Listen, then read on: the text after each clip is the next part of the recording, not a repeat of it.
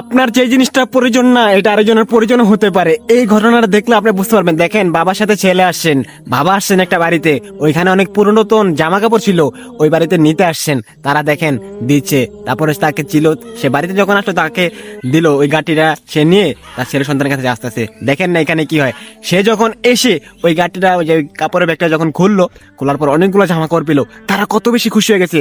জামাগুলো দেখতেও কিন্তু বেশ সুন্দর এবং কি নতুন, এবং কিছু কিছু জামা পুরাতন আছে।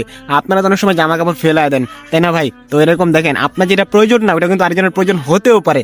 সত্যি এই ঘটনাটা দেখার পর অনেক বেশি ভালো লাগছে। আর দেখেন সবাই কত সুন্দর খুশি হয়ে গেছে, কারণ এই জামা কাপড়গুলো পেয়ে তারা অনেক বেশি খুশি। তাদের কাছে ভালো জামা কাপড় ছিল না, তো দেখেন তারা এই যে ভালো জামা কাপড়গুলো পেলো, তারা খুশি কিন্তু হলো। আপনি কিন্তু এগুলো ফালায় দেন, অপ্রয়োজনীয় কোনো কাজে লাগাই দেন, তো দেখবেন আপনার যেটা প্রয়োজন ওটা কিন্তু মানুষের অনেক প্রয়োজন আছে। আপনি একটু খেয়াল করলে আশেপাশে দেখতে পারবেন, আপনার আশেপাশে আছে। যদিও ভিডিওটা বুঝানোর ক্ষেত্রে তৈরি করা হয়, কিন্তু এরকম ঘটনা অনেক হয়ে থাকে ভাই। এইটা দেখার পর আমার অনেক বেশি ভালো লাগলো। চাইলে আপনিও মানুষের এভাবে আপনার যেটা অপ্রয়োজনীয় জিনিস ওটা কাউকে দিয়ে দিতে পারেন, তার অনেক বেশি কাজে লাগতেও পারে। যদি ভিডিওটা আপনার থেকে ভালো লাগে থাকে আরেকজনকে দেখার সুযোগ করে দিবেন, কারণ এরকম ঘটনা অনেক হয়ে থাকে, অনেকে জানে না। এই ভিডিওটা দেখলে তারাও বুঝতে পারবে সত্যি তো যেটা আমার কাজে লাগে না ওটা আরেকজনের কাজে লাগতেও পারে। তো আপনি যদি এই ভিডিওটা সত্যি ভাই যদি ভালো লাগে থাকে অবশ্যই শেয়ার করে দিবেন। আমি বারবার কেন বলতেছি, কারণ এরকম ঘটনা অনেক হয়ে থাকে।